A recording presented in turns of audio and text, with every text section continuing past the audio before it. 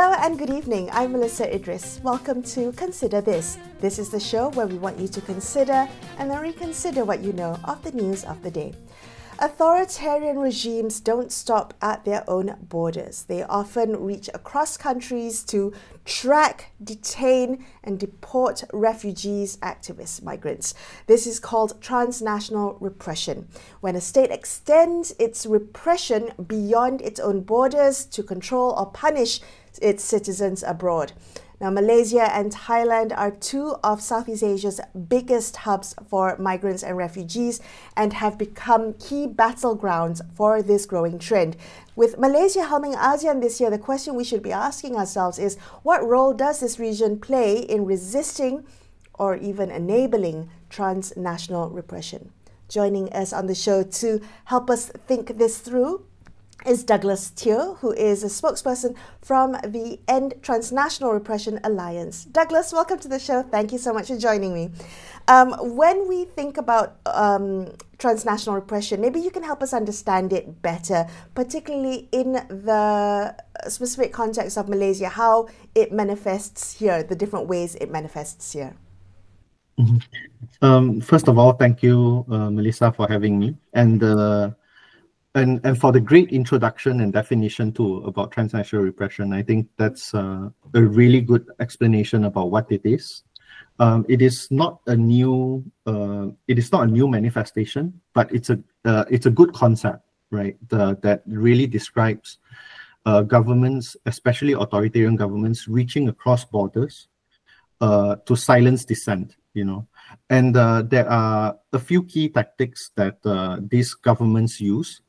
And in Malaysia in particular, I think what's worrying, of course, is firstly direct attacks, right? So direct attacks include abduction, and I think we are worried about the Tuza Maung case, where her family has disappeared. And I remember Human Rights Watch saying that, this could very well be a planned operation, right? And of course, there is interest involved by the military junta to make the family disappear. That is established too. And it's because Tuza Maung herself was a staunch critic of the military junta. And secondly, so this is a very worrying act, the fact that people can disappear from Malaysian soil, despite, the government being able to kind of reach over the borders. And of course, the second and more prominent, more common tactic that is used is deportations. And I want to point to a quote by Prime Minister Mahathir back then. And in 2019, we actually deported a Thai Republican, who fled Thailand into Malaysia. She was deported back, and Prime Minister Mahathir says that we are being a good neighbor, So we collaborate with authoritarian regimes, and we help them out by deporting people back. This is not the only case. It is also seen in the Cambodian domestic worker case that had a lot of media attention recently. She was extradited at the request of the Cambodian government within 2 days without due process. And I think that's why YB Wong Chen, through his interventions, is trying to put together a deportation SOP to say that, we have to have a process, we have to have check and balance, we have to have justice involved to make sure that we do not inadvertently deport people back anymore. And of course, yeah. So particularly in the Myanmar case, when Malaysia deports Myanmar nationals, because of the forced conscription by the military junta, we are essentially sending people back to be conscripted or to be sent to the front lines of violence. Do you see, so how do we understand that? This is essentially, are we in violation of international human rights standards? Are we being complicit if we keep practicing, if we are, complicit in the practice of transnational repression?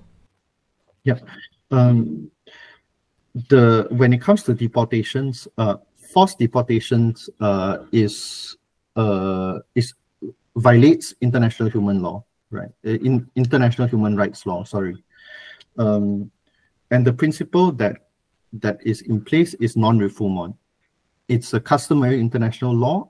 Everybody, every state has to abide by it, regardless of whether we are signatories to the UNHCR Convention. So yes, it is a violation of law to deport people back, especially to countries of origin where they have legitimate fear of persecution. Yeah.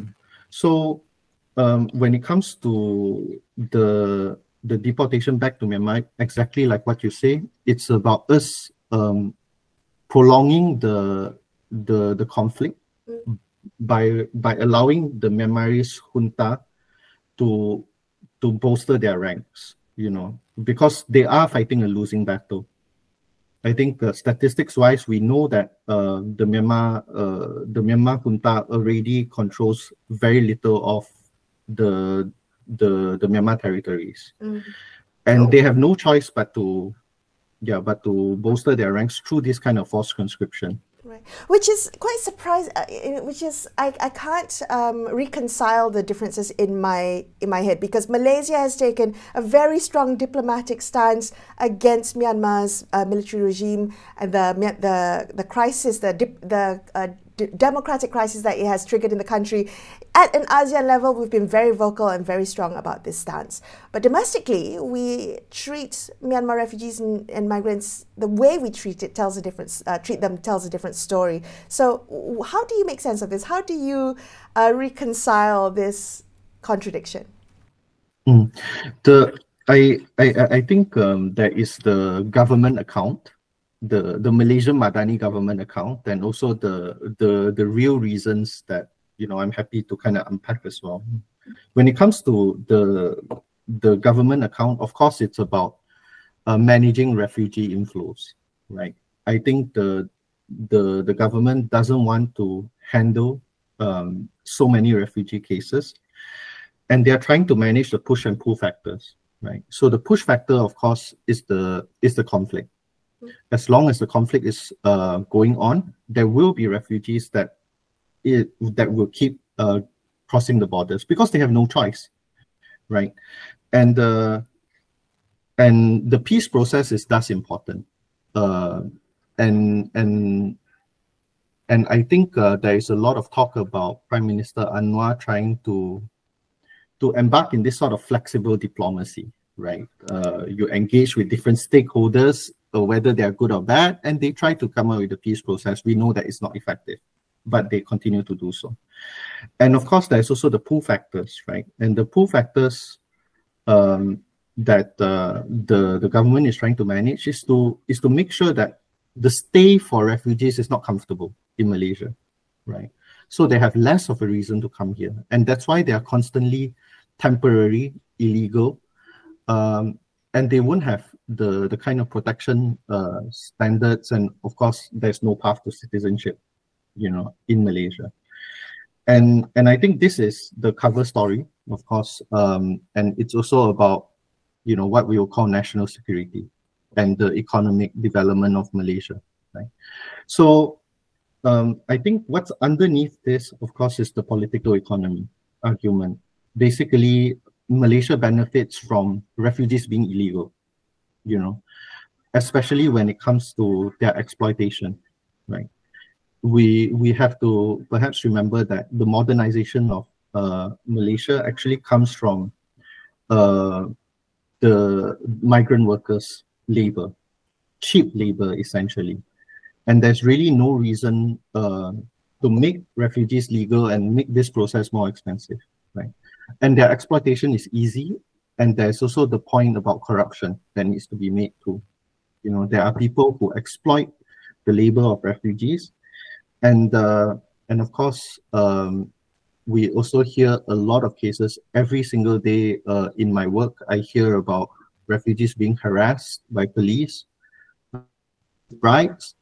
People are making money off them, you know. Okay. So yeah, given this situation, I think it's illogical, what they are doing. It's ineffective, perhaps, but you can see that there's a logic to why this is happening, however twisted it may be. Well, okay, so we're under the spotlight as ASEAN Chair this year, and I think highlighting this this incongruence between our domestic practices and our international stance, we need to reconcile this contradiction. We need to repair it. What would you like to see in terms of change, particularly as we are head of ASEAN this year? We might be able to play a role in ending transnational repression within the region. It is a good chance to set the human rights record straight. I think a lot of this issue comes from the mismatch, right? There are so many contradictions, and the mismatch is perhaps between the foreign ministry, our international image, and also what the home ministry does. This contradiction, I think, has been seen over and over again. And I can't remember, I think there was a human rights expert who called this the Jekyll and Hyde policy situation.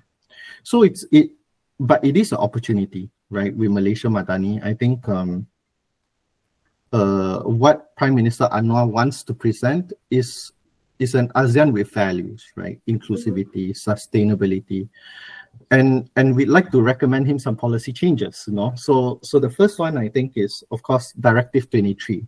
We've been talking about this over and over again. Civil society has been trying to get access to it for good reason, because we want to know what's in it. What sort of provisions are there for refugees, but until today it's not seen.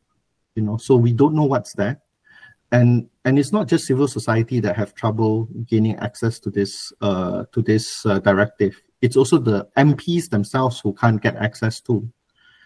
So I think at this point it's also important to say that Prime Minister Anwar himself was the one who signed that off in 2023. He signed the amendments off, and he's already given approval in that sense. So Prime Minister Anwar, we'd like to see it. Please help us. Please give us the access to this document. Yeah.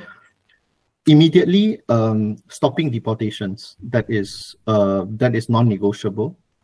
Like what you've mentioned, it contravenes international human rights law, and it's something that we can do, right? We don't have to deport people. We don't have to accede to the requests of authoritarian governments to return people. And we know that, in these cases, when we return them, they will be at risk, right? So, yeah. Douglas, thank you so much for being on the show with me today. I appreciate your time. Douglas Teoh from the End Transnational Repression Alliance. We're going to take a quick break here on the show. We'll be back with more. Stay tuned.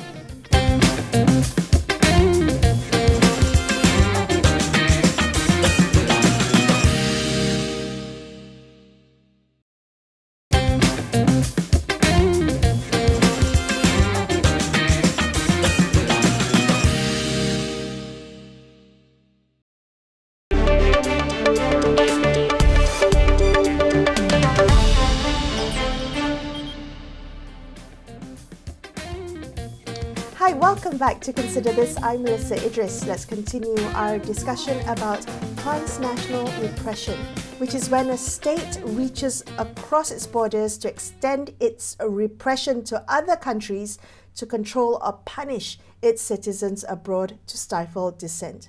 Now, joining us on the line is Krittaporn Semsantad, who is also known as Katie. She's a program director at the Bangkok-based Peace Rights Foundation, it describes itself as seeking to aid or help all migrants in vulnerable situations.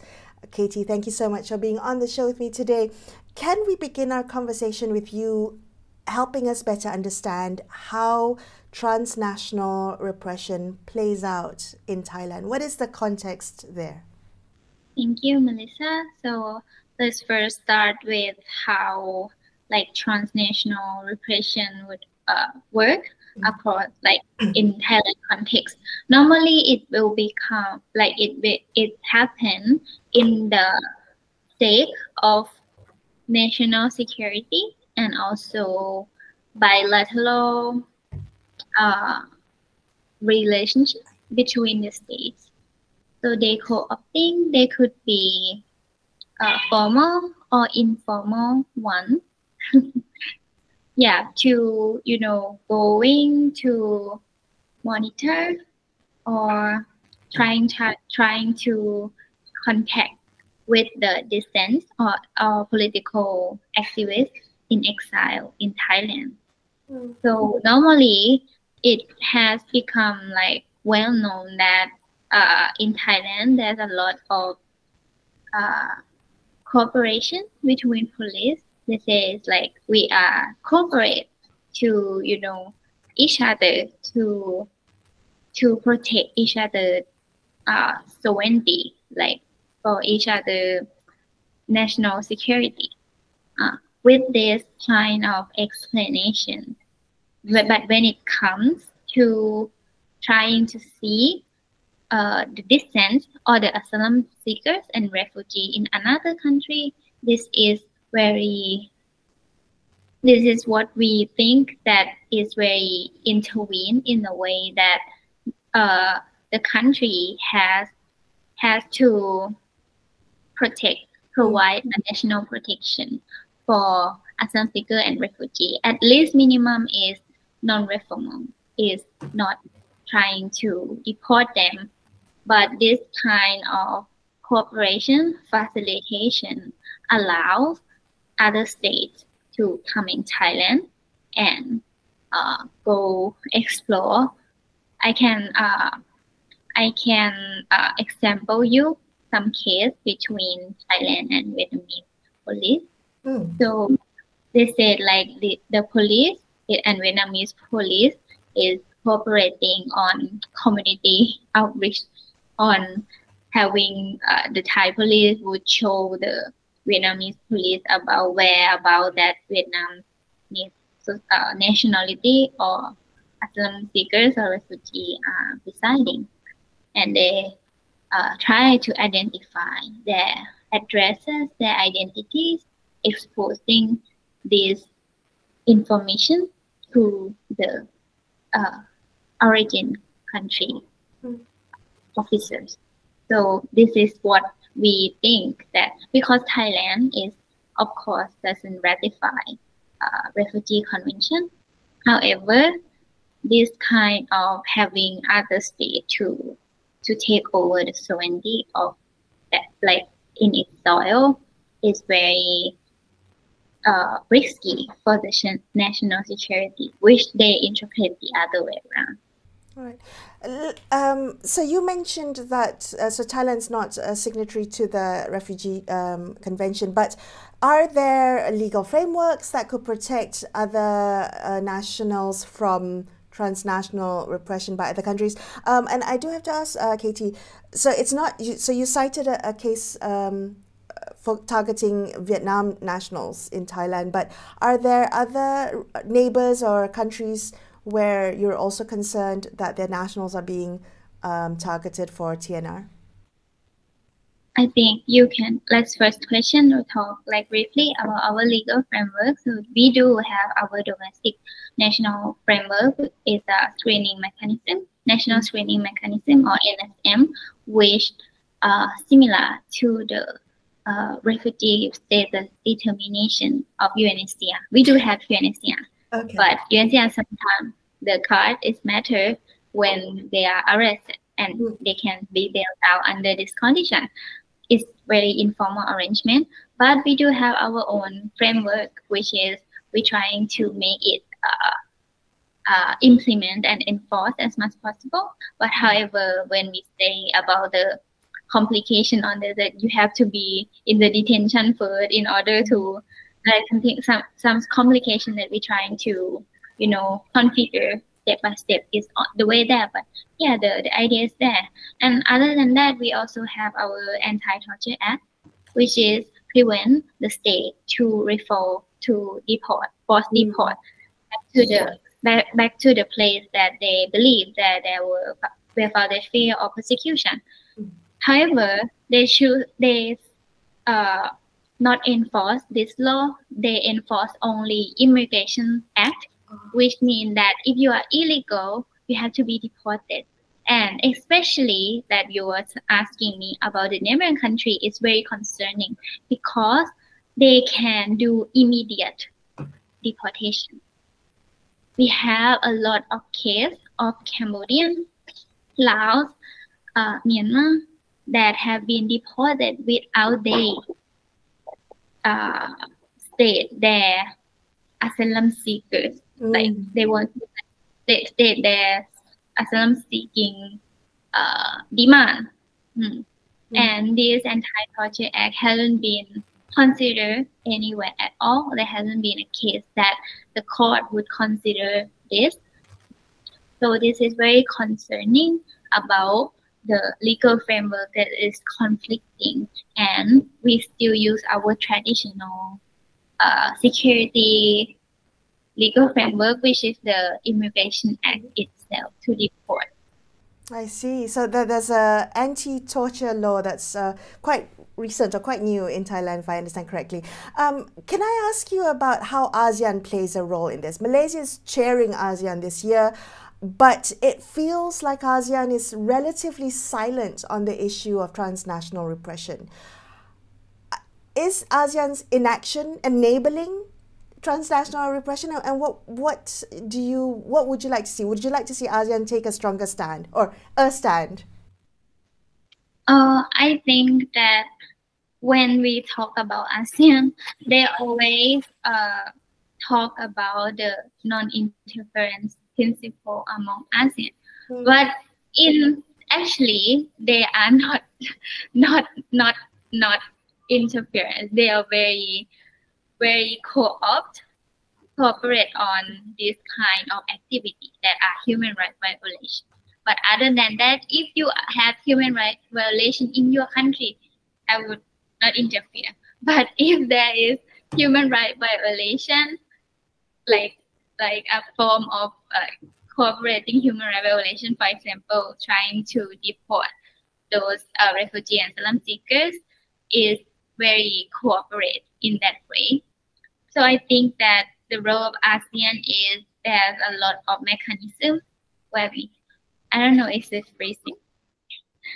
I don't know if still. That's okay. Still here. All right. Okay. Sure. Yeah. So I think that we have AISHA, ASEAN Intergovernment on Human Rights, and also APHR, other like alternative ASEAN to parallelly cross-check with all the human rights violation would be really useful if it finally effective. However, there's still no evidence that this mechanism would be very well used in our region, because we are very non-interference parties. Right. Members stay together. And for Malaysian share, I think there's an initiative like Prime Minister Anwar just initiated some consultation on peace building, peace dialogue in Myanmar with our former Thaksin Shinawatra as his informal advisory on peace building in Myanmar. I think it's a good initiative. However, the process of humanitarian is normally wouldn't be like this. It should be very transparent and should be very impartial and very neutral. But this kind of interpersonal relationship is very concerning. Yeah. Can I ask you how it's concerning? I mean, you're absolutely right. I mean, Prime Minister Anwar's decision to engage Thaksin and Hun Sen, leaders with questionable human rights records, does that send a signal about Malaysia's commitment to human rights and democracy as well? For now, I think let's not say the word concerning, but it's the thing that we would question, of course, like how, like other than those interpersonal relationship, what is other process of having this kind of initiative and how it would play out through all the chairmanship of Malaysia. And yeah, we're just really curious and would like to see how it's going forward. However, the credibility right now for Thailand side, and I would drag Cambodian here, is very, the credibility is quite questioning because Thailand just deported 40 Uyghurs to China, back to China. Is very outrageous for me. Today I have a really long day because this morning we just organized the deportation of Uyghur seminar in the parliament. It's very short notice organizing this kind of seminar, but it has to be done because the deportation is outrageous, look like very unlawful and everything. And this is how other international community would see the credibility of the country that on the other hand is in the Human Rights Council, but on the other hand it just repatriate those 40 Uyghurs that have been detained in Thailand for 11 years. This is how it ends. Really, this is how it ends because those 11 years in Thailand and end result like this. Katie, thank you so much for sharing some of the experiences and the insights, what's happening in Thailand with transnational repression. I appreciate your experience sharing it with us. Thank you. That was Krittaporn Semsantad from Peace Rights Foundation wrapping up this episode of Consider This. I'm Melisa Idris signing off for the evening. Thank you so much for watching and good night.